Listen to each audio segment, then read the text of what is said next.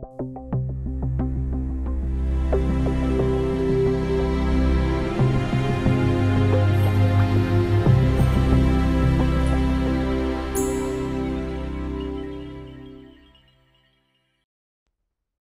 buenos días, aquí estamos esta vez en la mañana.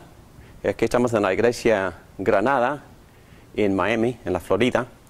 Y muy bienvenidos a todos ustedes que están participando por medio del internet en varios sitios alrededor del mundo. Y les damos muchos saludos, y son nuestros hermanos en Cristo.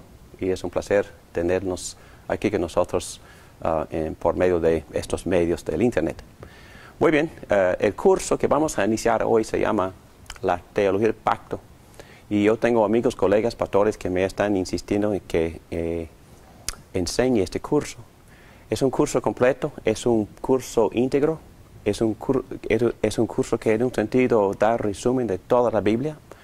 Es un curso que explica muchas cosas. Y vamos a ver en esta mañana varias de las preguntas que nosotros tenemos que este concepto que se llama la teología del pacto contesta. Y sin tener este perfil o esta hermenéutica, vamos a definir esa palabra a ratito, es casi imposible entender mucho de la Biblia, en especial en el Antiguo Testamento. Yo creo que vamos a tener grandes sorpresas en esta clase, en este curso, que consiste de varias clases, no sé cuántas, pero hay mucho material porque vamos a ir pacto por pacto por pacto. Y en un sentido muy general, la Biblia se divide en una serie de pactos. Y empezamos con Adán y luego Noé. Y lo interesante de estos pactos es que todos sus pactos tienen la misma sustancia, el mismo contenido. Pero en un sentido, el pacto con Noé agrada lo que Dios inició con Adán. Y también Dios añade otras cosas con el pacto que hizo con Abraham y él renovaba constantemente ese pacto con Abraham, con Isaac, con Jacob. Y vamos a meternos un poquito en el contenido que Dios siempre andaba enfatizando en ese pacto con Abraham. Y luego Moisés es otra perspectiva, cuando Dios le dio a Moisés las leyes, entonces también un gobierno para su pueblo. Y entonces Dios va dando estructura a su plan de redención a través de estos varios pactos. Y luego el pacto con David, cuando Dios estableció el trono perpetuo, entendemos que, por supuesto, que Cristo también está sentado sobre ese trono ahora mismo en el cielo, y un día vamos a ver la manifestación completa de esas profecías a David. Y luego Jeremías y otros profetas fueron los primeros para mencionar el término nuevo pacto. Entonces no hay ninguna deficiencia en este pacto, el antiguo pacto, pero vamos a ver que aún el nuevo pacto que ellos profetizaron, que fue consumado en Cristo, todo esto obviamente se cumple en Cristo. Y vamos a examinar detalladamente cada uno de estos pactos a través de más o menos 16 semanas. Y vamos a ver cómo Dios está ejecutando su plan, desenvolviendo su plan, desarrollando su plan, poniendo en práctica su plan. Y cada vez vamos a examinar las aplicaciones de estos increíbles pactos, los que tienen para nosotros en nuestras vidas cotidianas. Muy bien, vamos a pedir a Dios que nos ayude. Oremos. Gracias, Padre, por darnos esta enseñanza, este concepto increíble, completo, que nos ayuda a entenderte a ti y tu plan de redención para nosotros. Te pido que me ayudes a mí a enseñar con amor, con la guía del Espíritu Santo, para que mis palabras también te agraden a ti. Todo eso te lo pedimos en el nombre de Jesucristo. Amén. Muy bien, ustedes tienen las guías y sería de mucho beneficio para ustedes seguirme por leer las guías. Y vamos a empezar con la página número 1 y en lección 1. Y la primera parte, vamos a tener 2 partes de lección 1 esta mañana, y la semana que viene vamos a tocar la tercera parte de lección 1. Y ahora un panorama de la teología del pacto. Bueno, voy a ir rápido porque más adelante vamos a estar definiendo estas palabras, pero este estudio es una combinación de por lo menos 3 disciplinas. La disciplina que se llama exégesis. Ustedes entienden lo que es exégesis, ¿verdad? Es una examinación detallada de un texto bíblico, por ejemplo, qué significan las palabras, la gramática, etcétera, etcétera, para recibir una muy buena interpretación de un pasaje específico. Y luego, otra disciplina que se llama la teología sistemática, que da resumen, por ejemplo, de un concepto, el concepto de santidad. ¿Qué dice la Biblia entera de la idea de santidad? Entonces, hay que reducir, dar un resumen, y todos los libros sistemáticos que ustedes tienen hacen exactamente ese tipo de estudio, dan resumen de cómo la Biblia trata el concepto a través de toda la Biblia. Y también teología histórica es un poco distinta, un poco diferente, porque lo que hace otra pregunta, y vamos a examinar en más detalle en un momentito esta definición, pero en general la teología histórica hace este tipo de pregunta. Por ejemplo, ¿cuál es el concepto de la circuncisión de Moisés? Entonces estudiaríamos esa palabra en las ocasiones en las cuales ocurre en capítulo 10 de Deuteronomio, en capítulo 30 de Deuteronomio, y también en los pasajes donde Dios le dio la señal del pacto a Abraham, por supuesto. Y entonces vamos a examinar exactamente cómo Moisés define o usa el término, y luego más adelante vamos a examinar cómo Jeremías define o usa el término. Entonces estamos haciendo lo que se llama teología histórica. En ese momento, en esa era de la historia, cómo usaron los profetas ese término. Y por supuesto, cuando llegamos al Nuevo Testamento, vamos a examinar el uso del término en Romanos 2, muy explícito lo que dice Pablo, y también en Colosenses 2, donde prácticamente la circuncisión define todo lo que Cristo hizo en la cruz. Entonces, vamos a volver a examinar eso más adelante, pero en breve vamos a estar usando estas 3 disciplinas. Pero como ustedes pueden ver, ¿cuál de los 3 estamos enfatizando en este curso? Histórica, obviamente, porque cada uno de estas figuras, estos representantes de estos pactos vivieron en una era distinta y vivieron como cientos de años separados.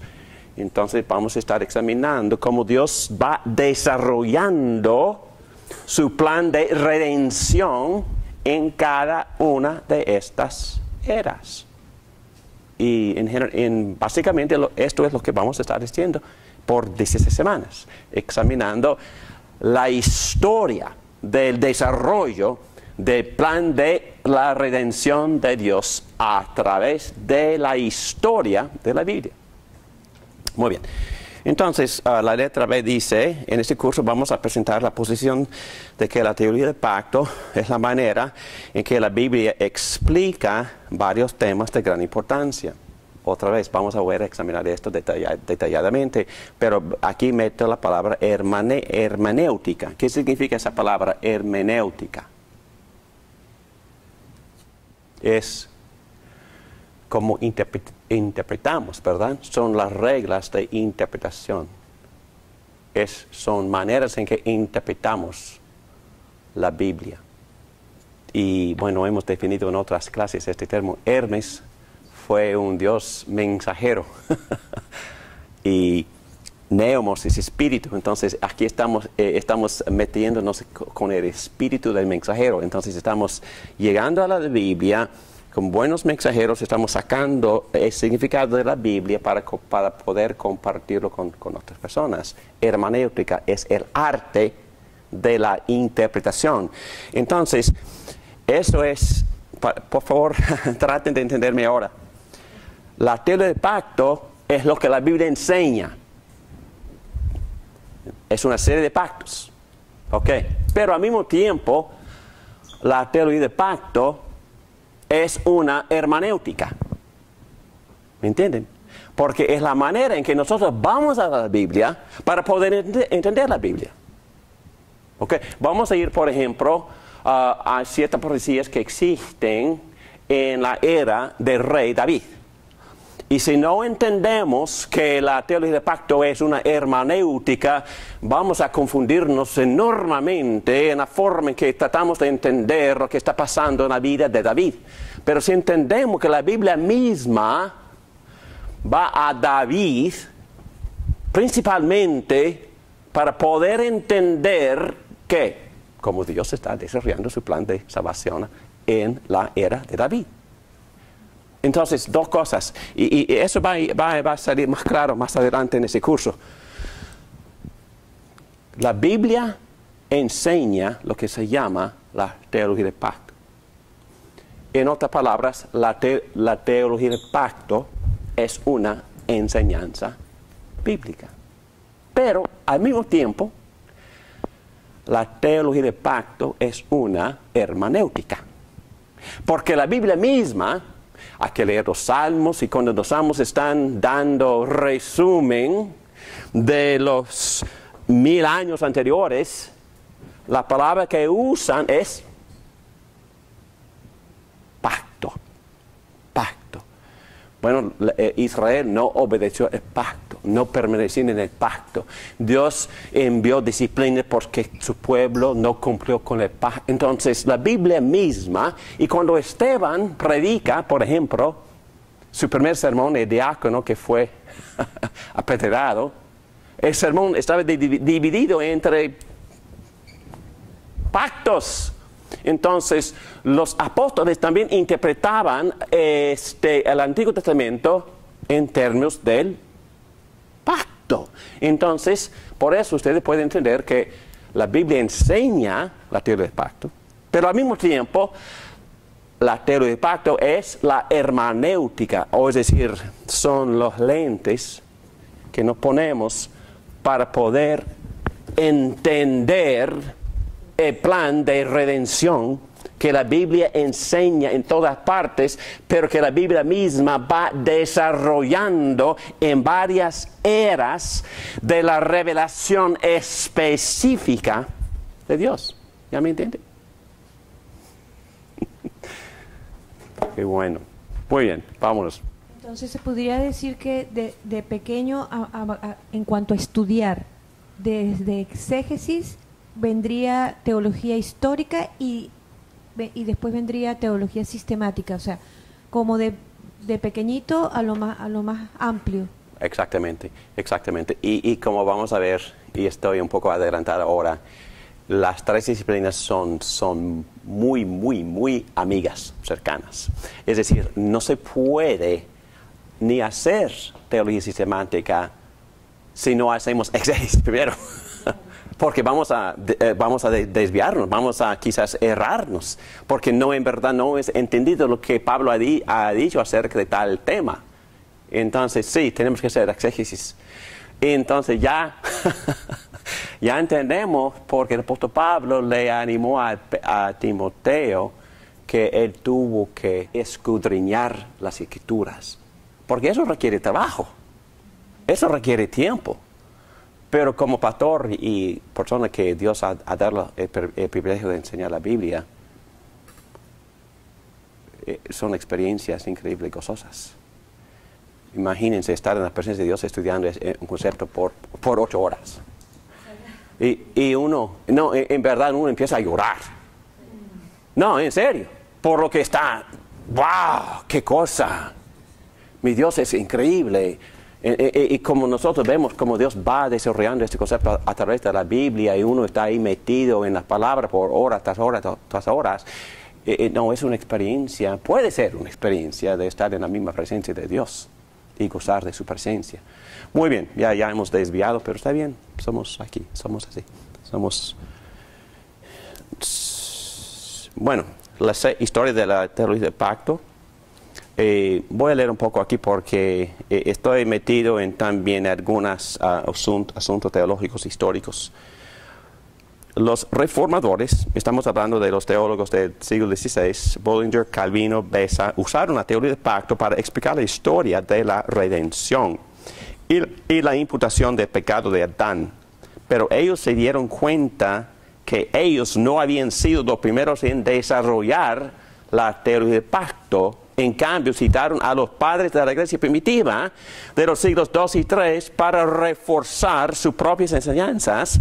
Por lo tanto, en este curso vamos a investigar la idea de pacto a través del estudio de su desarrollo en el transcurso de la historia de la narrativa bíblica.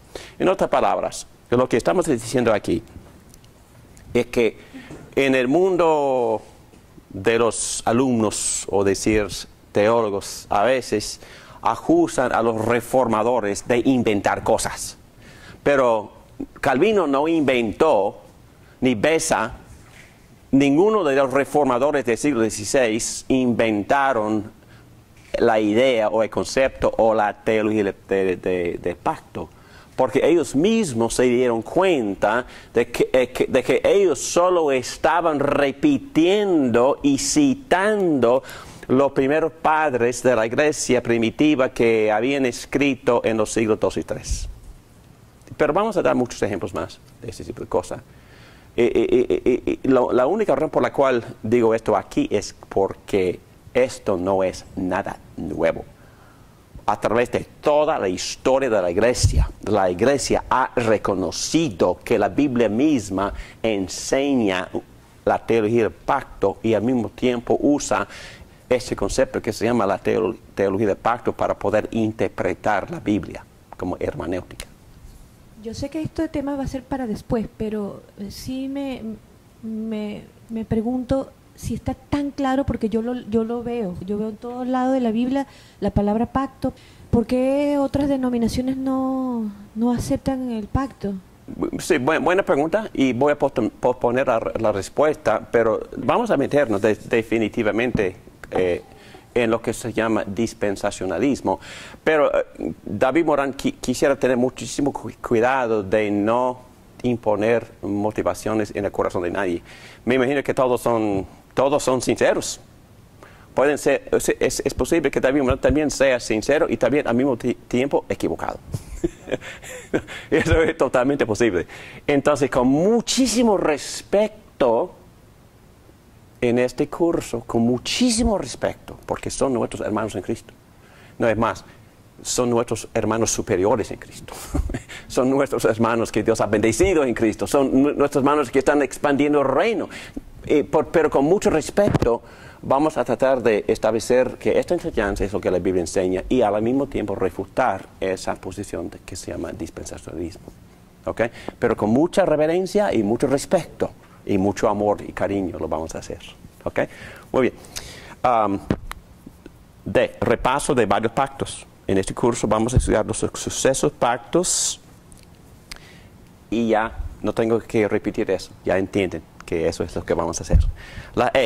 La relación entre el antiguo pacto y el nuevo pacto. Investigamos esto. ¿Cómo se relaciona el pacto de la gracia en el Nuevo Testamento con el pacto de la gracia en el Antiguo Testamento? Y eso creo que sería de mucho beneficio para mí, para todo el mundo, porque a veces existe mucha confusión entre lo que nosotros vemos en el Antiguo Testamento y tratando de ponerlo en práctica en nuestras vidas como cristianos y no entendemos mucho del contenido en el Antiguo Testamento. Pero vamos a hacer este tipo de preguntas. ¿Cómo nos ayuda a comprender la muerte de Cristo? Y vamos a insistir en que prácticamente es imposible entender el significado profundo de la muerte de Cristo sin estudiar cómo la Biblia va desenvolviendo este concepto a través de toda la historia de la redención. Entonces, vamos a enriquecernos muchísimo en estos conceptos por estudiar cómo la Biblia misma los presenta a través de los varios pactos. Y vamos a hacer lo mismo con los sacramentos, y otra vez diría yo que es imposible entender lo que es un sacramento sin ver cómo la Biblia va desarrollando ese concepto a través de los pactos. Pero un ejemplo, y brevemente hablando, ustedes entienden, ¿verdad?, que la señal del pacto de la gracia, el inicio del pacto de gracia en el Antiguo Testamento fue la señal de la circuncisión. Ustedes entienden, ¿verdad?, que el apóstol Pablo con claridad transfirió todo el contenido de la circuncisión a... ¿Cuál es la señal de pacto? Al bautizo. En Colosenses capítulo 2, versículos 11 y 12. Pero vamos a profundizarnos con una muy buena exégesis de ese texto para poder entender cómo el apóstol Pablo transfirió el significado de la circuncisión al bautismo. ¿Y por qué? Como un ejemplo. Y digo yo otra vez que sin estudiar todo esto a través del desarrollo de la historia del pacto, vamos a tener muy poco entendimiento de lo que es un sacramento, de lo que es el bautismo y de lo que es... ¿Cuál es el otro sacramento? La Cena del Señor o a la Santa Cena, que reemplaza ¿cuál ceremonia del Antiguo Pacto? Las Pascuas. ¿Y quién lo hizo? Con claridad. ¿Ah? Sí, pero ¿quién transfirió eso? Jesucristo. En la última cena con sus apóstoles, antes de su muerte. Cristo mismo lo hizo. Y vamos a examinar eso al ratito en esta mañana. Pero vamos a enriquecernos muchísimo en nuestro entendimiento de muchas cosas. La imputación del pecado a Adán, por ejemplo. La imputación de la justicia al creyente, por ejemplo. La propiciación o expiación que expresa lo que significa la muerte de Cristo. Es imposible entender todas estas cosas sin ver cómo esas cosas van desarrollándose a través de la historia de desarrollo de la historia de la redención en el Antiguo Testamento a través de los pactos. Muy bien. La siguiente página, 2, objetos de este curso. Aprender el bosquejo. Aquí está el bosquejo. 2, comprender la terminología. Estamos dándoles muchas definiciones ahora para poder llevar a cabo las conversaciones con las personas, las implicaciones. Ya mencioné estos temas. Y aquí ves en B la seguridad de fe. Vamos a pasar muchísimo tiempo hablando de cómo los pactos principalmente fueron dados para darnos la seguridad de nuestra salvación. Brevemente hablando, ¿fue justificado por fe Abraham antes de que Dios hizo pacto con él? Antes. Sí, antes. Entonces ya la razón ya estaba establecida por medio de la promesa. Pero Abraham dudaba y siempre preguntaba, pero ¿cuándo? No tengo hijos, ¿qué pasa? Entonces, ¿me estás mintiendo? No. Entonces, y por eso Dios, con muchísima humildad, se humilló y bajó y se sujetó a un pacto, asumiendo las maldiciones del pacto, si Él no cumpliera con lo que Él ya había prometido. ¿Y eso tiene que ver con mi seguridad de fe? Definitivamente tiene que ver. Y vamos a leer el pasaje más adelante que explique esto detalladamente. Y ustedes, algunos de ustedes han dudado a su salvación en alguna ocasión.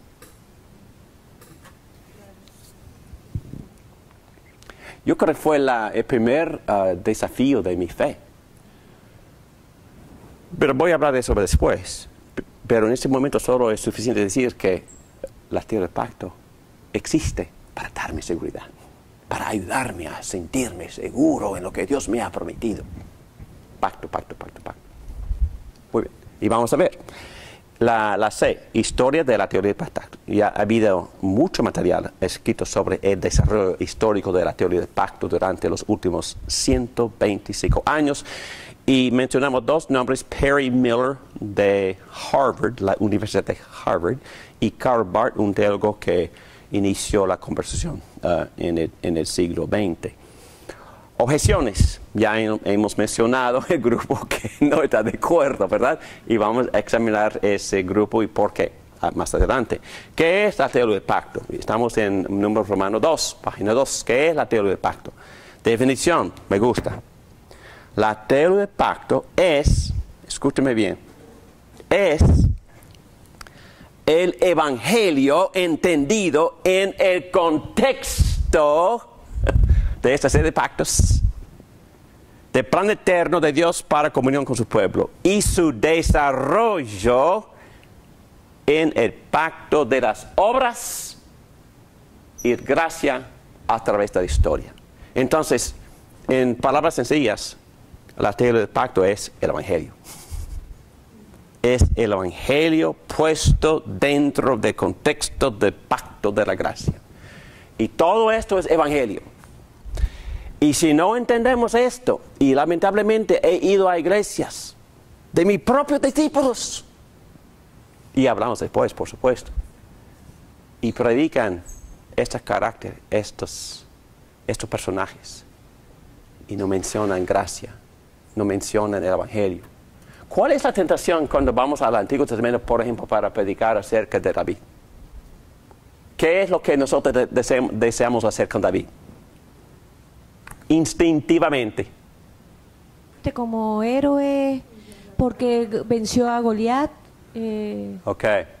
Normalmente, cuando yo tengo también esta tentación, cuando yo voy a Isaías o voy a Job o voy a David o a Abraham, estoy buscando modelo, ¿verdad? Pero ¿sabes qué? No son modelos. Entonces, tenemos que ir a David, a Abraham y a todos. Y hacer otra pregunta. ¿Cuál es la pregunta que tenemos que hacer? Para saber qué respuesta, no entiendo. Cuando yo voy, por ejemplo, a la vida de David, y estoy estudiando, haciendo exégesis, haciendo teología histórica, haciendo teología sistemática, y estoy tomando notas porque en 3 días tengo que subir al púlpito para predicar. ¿Qué estoy buscando? Estoy buscando el evangelio, por favor. Porque todo esto, y Abraham, y yo tengo la confianza para hablar así. ¿Quién habló así en Juan 8? ¿Qué dijo Jesucristo? En Juan 8 Jesús dijo, Abraham vio mi día y se alegró. ¿Qué? Entonces, en toda esta conversación con Dios, en Génesis 12, 13, 14, 15, 16, 17, hasta capítulo 22, ¿Abraham estaba viviendo a Cristo? Cristo mismo le dijo que sí. La salvación. Estaba viendo a Cristo. Y cuando por ejemplo, Dios le había prometido a Eva que a través de su simiente, su descendencia iba a aplastar la cabeza del hijo de la serpiente, ¿qué vemos? Puro evangelio, puro Cristo. Y es más, en Gálatas Pablo dice, las escrituras predicaron el evangelio a Abraham. ¿Qué cosa? Entonces, entre todas esas conversaciones de pacto, ¿qué está aprendiendo Abraham? Evangelio. Está aprendiendo de Cristo. ¿Quién más lo dijo? En capítulo 24 de Lucas. Cuando Cristo estaba caminando con los de Emaús, yendo a Emaús, Lucas dice que él abrió las escrituras a esos dos para enseñarles ¿qué? Para enseñarles todo lo que todas las escrituras enseñaban acerca de Él. Él, acerca de Cristo. Sí. Moisés habló de Cristo en Génesis, Éxodo, Levítico. Sí. Jeremías hablaba de Cristo cuando habló del nuevo pacto. Sí. Isaías habló de Cristo cuando dio esa profecía en 53. Sí. Todo el Testamento es una... testimonio de Cristo. Es más, es una autobiografía escrita por Cristo. ¿Quién dijo eso? Pedro, en primera de Pedro capítulo 1 versículo 10. El Espíritu de Cristo estaba ¿dónde? en el profeta, compartiéndole acerca de los sufrimientos y glorias de Cristo. Cristo mismo escribió el Antiguo Testamento acerca de Él, para que nosotros cuando vamos al Antiguo Testamento, por medio de la ayuda del Espíritu Santo, ¿a quién vemos? A Cristo. Y cuando los apóstoles empezaron a predicar después del día de Pentecostés, predicaban las Escrituras. ¿Cuáles Escrituras predicaban acerca de Cristo? Antiguo, no tenía nuevo, no había sido escrito todavía. Ni Abraham tenía las Escrituras tampoco cuando vivió. No. Ni Abraham, ni Jacob, ni No. Moisés fue el que escribió Moisés después de fue el ellos, primero ¿no? para escribir los primeros 5 libros.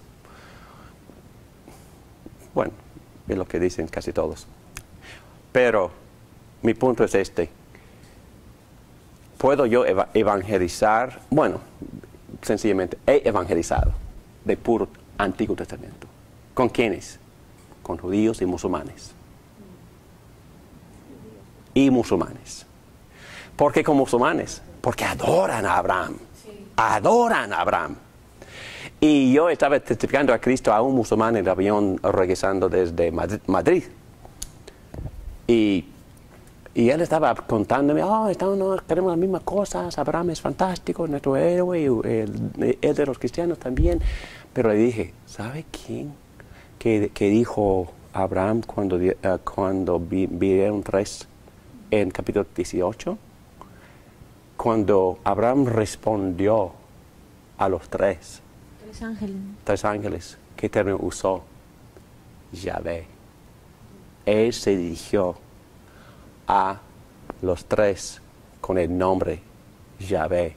Le dije, nosotros entendemos esto porque el Antiguo Testamento enseña que viene otro que se llama Yahvé, traducido Kurios en griego, que es nuestro Señor Jesucristo. Le dije que nosotros entendemos que él estaba hablando con Jesucristo. y entonces, porque no sé mucho de esta, no quiero fingirme, pero por lo menos ellos dicen que es perfecto, ¿ok? Pero es mucho más que perfecto, es creador y redentor, es infinito. Él creó a Mohammed, sí, también, es el creador de Mohammed, ¿no? Entonces muchos dicen, es que vamos a ponerlos en una sola línea y respetar a todos. Bueno, es imposible ponerlo todo en una línea cuando uno es el creador del universo. Muy bien, es un ejemplo, vámonos. La teoría del pacto explica profundamente número 3 en página 3. La teoría del pacto explica y profundiza nuestro entendimiento de los sacramentos. Vamos a ver eso más adelante. Número 4, la teoría del pacto explica y profundiza nuestro entendimiento de la historia de la redención. Ya hemos tocado eso un poquito porque 2 de 3 partes de la Biblia está en el Antiguo Testamento y para la mayoría de los evangélicos el Antiguo Testamento es tierra extranjera. No quiero mencionar nombres, pero yo escuché un pastor muy popular por la televisión decir que a partir de un texto en no sé dónde, en Génesis, el resto del Antiguo Testamento no tiene nada que ver para el cristiano. Famosísimo, que todo el mundo adora. Dijo él, entonces la gente no sabe qué hacer. Y por eso en la historia de la iglesia, la hermenéutica que ellos usaron fue lo que se llama alegoría. Entonces, alegoría. Volviendo a David. David peleó contra Goliat. Entonces, si no entiendo que eso es el evangelio, que David, ¿cuál de los evangelios identifica constantemente a Jesucristo como el hijo de David? Más que nada, en la genealogía es Mateo. Y Mateo 26 es donde ocurre esta conversación entre Jesucristo y los fariseos, y Jesús cita Salmo 110 y les preguntó, ¿cómo es que David puede llamarle a David su hijo y su Señor al mismo tiempo? Que no respondieron, no tenían respuesta. Pero mi punto es este: hay que entender que David es una figura de Cristo, pero si no entendemos esto, vamos a presentarlo como héroe y vamos a presentarlo como un muchacho que perdóname por hablar así, con cierta autoconfianza puede tumbar a cualquier Goliat en su vida. Yo he escuchado cientos de sermones que es ese punto, que David es el ejemplo que con tu actitud positiva, con tu autoestima, tú puedes ir al mundo y puedes hacer a lo que quieras, puedes tumbar, destruir, matar a cualquier Goliat en tu vida. No, ¿es lo que se enseña eso? No tiene nada que ver con eso. Tiene que ver con un representante del pacto que está profetizando, anticipando el rey de Israel que va a luchar y batallar y destruir a todos los enemigos del pueblo de Dios y de Dios mismo. David es la figura sobrenatural. Creo que David era un experto con ¿cómo se llama? Con la onda. Y había un lugar muy pequeño aquí en el frente de Goliat, y la piedra. Y por favor, milagro. Dios lo hizo. Y después, ¿qué hizo David con el gigante caído? ¿Y qué hizo con la cabeza? Se llevó a Saúl. ¿Para qué? Porque la figura de todo el Antiguo Testamento, si entendemos que todo esto es evangelio, si entendemos que cuando conquistaron la tierra prometida con Josué y cortaron las cabezas de los reyes, de sus enemigos, ¿qué hicieron después? Las pisaron. ¿Por qué? Y todo esto es evangelio, por favor. Romanos 16:20. En Cristo nosotros, creyentes, vamos a aplastar la cabeza de Satanás. Profetizado en Génesis 3. Manifestado en la conquista. Puro evangelio. Goliat es un don nadie. Él representa las fuerzas del mal, representa el enemigo. Y David, antes de ir a la batalla, él se presentó insultado porque Goliat había blasfemado el nombre de Jehová. Así como el mundo pecaminoso, resistiendo y ignorando a su creador. Pero el rey está riéndose, porque no somos nadie para protestar, para rebelarnos. Entonces, estoy dando ejemplos. Todo esto es puro evangelio. Y cuando vamos a ir al sacramento, cuando Abraham hizo pacto cuando Dios hizo pacto con Abraham en capítulo 15, que no hay evangelio más claro en toda la Biblia que en capítulo 15 de Génesis. Y vamos a ver en un ratito cómo. Muy bien. El número 5, la teoría del pacto nos ayuda a entender la vida cristiana. Existe una dinámica en la vida cristiana entre la soberanía de Dios y la responsabilidad del hombre. Es interesante cómo los cristianos enfatizan de manera exagerada la una o la otra, la soberanía o la responsabilidad. A veces el mensaje de la gracia se pone en contraste con el mensaje del llamado a la obediencia, cuando en realidad van juntos.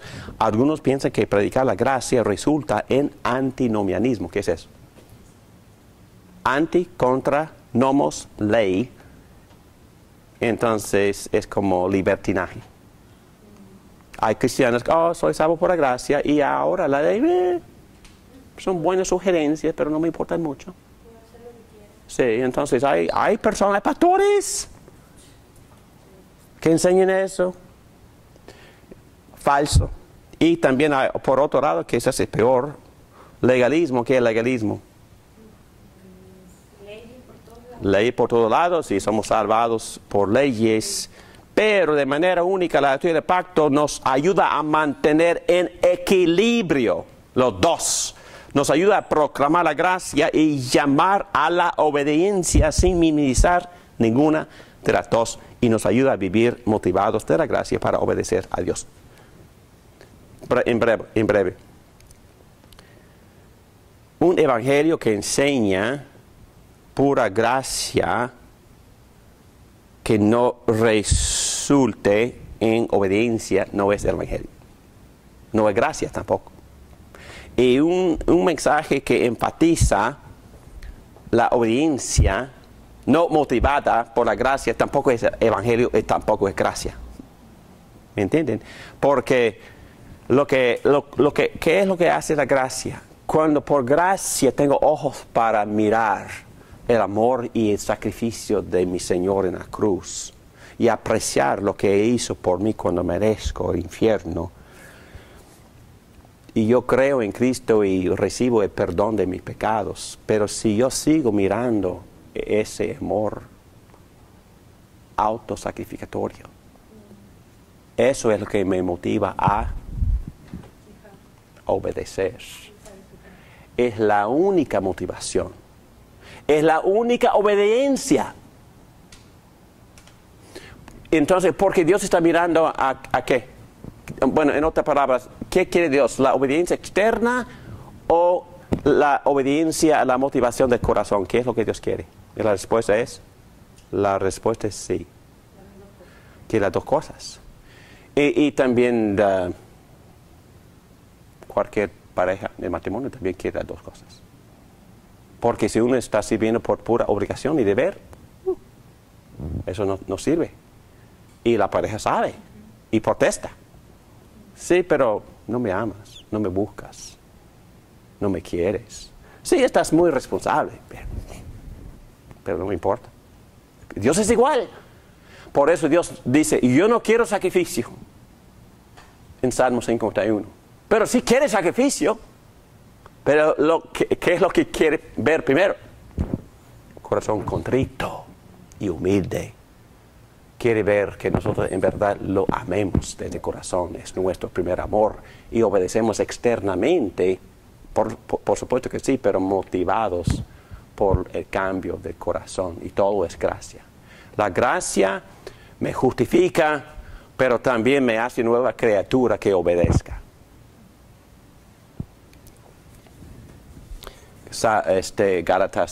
Efesios 2, ¿verdad? Por gracia somos salvos por medio de la fe y no por obras para que nadie se jacte, porque somos hechura suya. En griego la palabra es poema. No, Dios todavía me está escribiendo para que haga buenas obras, las que fueron preparadas de antemano para que yo anduviese en ellas. Versículo 10. Entonces, por gracia soy salvo, pero esa misma salvación me hace nueva hechura, poema, ¿para qué? Para que pueda hacer buenas obras que Dios había preparado de antemano para que anduviese en ellas. Entonces, es bien balanceado el evangelio. Me salva, me justifica, me perdona, pero al mismo tiempo me libera. ¿Para qué? Me libera de la esclavitud de pecado para ser libre. ¿Libre para qué? Amar a Dios y obedecerlo. Libre para poder. Antes no estaba libre para obedecerlo. Estaba esclavizado al pecado. Ahora Dios me ha redimido del pecado para obedecerlo. Entonces, por primera vez en mi vida yo puedo obedecer a Dios, porque obediencia que no consiste en humildad y en amor desde el corazón no es obediencia. No es obediencia. Jesús enseña esto constantemente en el Sermón del Monte. Quizás no has cometido adulterio físicamente, pero en tu corazón, feo, feo, miserable. Dios quiere también mi corazón. Quiere primero mi corazón. Quiere las actitudes, las emociones, los deseos, los anhelos. Es lo que Dios quiere. Y eso también resultará en obediencia física y externa. Pero si no toca el corazón, no es obediencia. No es de una persona salvada tampoco. No viene de la fe tampoco. Entonces el Evangelio es completo, es íntegro. Y vamos a ver que la teología del pacto nos ayuda a entender eso. Nos ayuda a entender que la redención de Dios es íntegra y completa y toca todo mi ser. Mi corazón, mis emociones, mi voluntad, mi albedrío y mi obediencia física. Muy bien. Muy bien. La hermenéutica, ya expliqué eso, no voy a volver a explicarla. ¿Okay? La F, página 4. La teología del pacto mezcla la teología bíblica con la teología sistemática. Ya di muy buenas ilustraciones de eso, ¿no? Voy a volver a quizás número 1 a ratito. La teología sistemática en 2. Ya di un ejemplo, pero leo esto.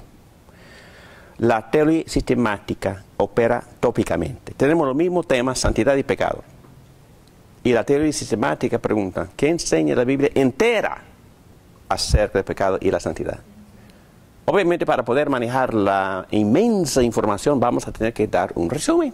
Si no, la gente que está sentada escuchando la respuesta estará ahí todo el día o varios días, porque es mucha información. Además, la teoría sistemática sintetiza la información relacionándola con otros tópicos bíblicos. Entonces, ¿qué tiene que ver el pecado con la fe? ¿Qué tiene que ver el pecado con la justificación? Entonces, la teoría sistemática relaciona este tópico con otro tópico, ¿ok? Muy completo. Muy completo. Y aplica el tópico a la escena contemporánea. Por ejemplo, si podría hacer la pregunta ¿cuál es la teoría de la gracia? Para contestar la pregunta sería necesario hacer la teoría exegética, estudiando las varias palabras, varios pasajes en los cuales ocurre la palabra gracia. La teología histórica, observando cómo el tema va desenvolviéndose a través de las eras de revelación específicas. Finalmente dará un resumen de ese tópico, relatarlo a otros tópicos bíblicos y luego dirigirse a la escena contemporánea. Por ejemplo, si uno está haciendo la teología sistemática en el siglo XVI, por necesidad tuvo que haber relacionado el tópico con lo que la Iglesia Católica Romana enseñaba en aquel entonces. Y lo hacían. Porque para poder establecer la justificación por fe y que la salvación no era por obras, tuvieron que examinar lo que la Iglesia Católica estaba enseñando en aquel entonces acerca de la justificación y también acerca de cómo uno puede adquirir la gracia o apropiarse de la gracia de la salvación. Entonces, ya saben, ¿verdad? Es que es bien completa la sistemática. La teología bíblica y la teología sistemática son amigos. Ya dijimos esto. La sistemática toma en cuenta toda esta historia, toda esta teología sistemática. ¿Ok? Y no existe la persona que no tenga una teología sistemática. Todos tenemos, todos. Algunos tenemos una teología reducida, otros no se dan cuenta de lo que es su teología sistemática, pero todos tenemos un juego de creencias sistematizadas. No se puede hacer la teología bíblica sin la teología sistemática. Por otro lado, no se podría hacer bien la teología sistemática sin la teología bíblica o histórica. Un ejemplo, y terminamos esta parte. Hace como 3 días estuve hablando con un joven adulto, un pariente que no había visto hace como 12 años. y no sabía mucho de su fe, pero empezamos a hablar. Y le pregunté, después de hablar mucho, porque yo hablo mucho, yo le pregunté acerca de su experiencia en su propia iglesia. Y porque él había discernido que yo hablaba de varias ramas de teología, y entonces él me compartió que en su iglesia el pastor observaba 3 líneas: la carismática, la ortodoxa, y no pudo recordar la tercera, pero me imagino que tuviera que ser la reformada o la dispensacional, que no hay otras opciones. Pero mi punto es este: aún ese muchacho que nadie lo consideraría un gran teólogo, pero él entendía con claridad las varias ramas de teología que su propia iglesia observaba. Y yo diría lo mismo de cada uno de ustedes. Yo podría investigar a cada uno de ustedes y después escribir un párrafo acerca de la teología sistemática de cada uno de ustedes, con las varias ramas que existen dentro de tu propio sistema. Y no es tan difícil. Y me gusta, ese joven entendió esto también, porque él empezó hablando, diciéndome como todo el mundo: yo pertenezco a una iglesia no denominacional. Y de inmediato mi respuesta tan tonta es que me gusta muchísimo esa denominación no denominacional. y entonces es cuando él dice: sí, claro, porque no. Y él es muy astuto, él, sí, claro, porque si nosotros tenemos nuestro sistema también. No, es que es bien correcto. Y a veces son mucho más fanáticos de su sistema como independientes de lo que somos nosotros, de nuestro sistema reformado. Bueno, vamos a tomar un break.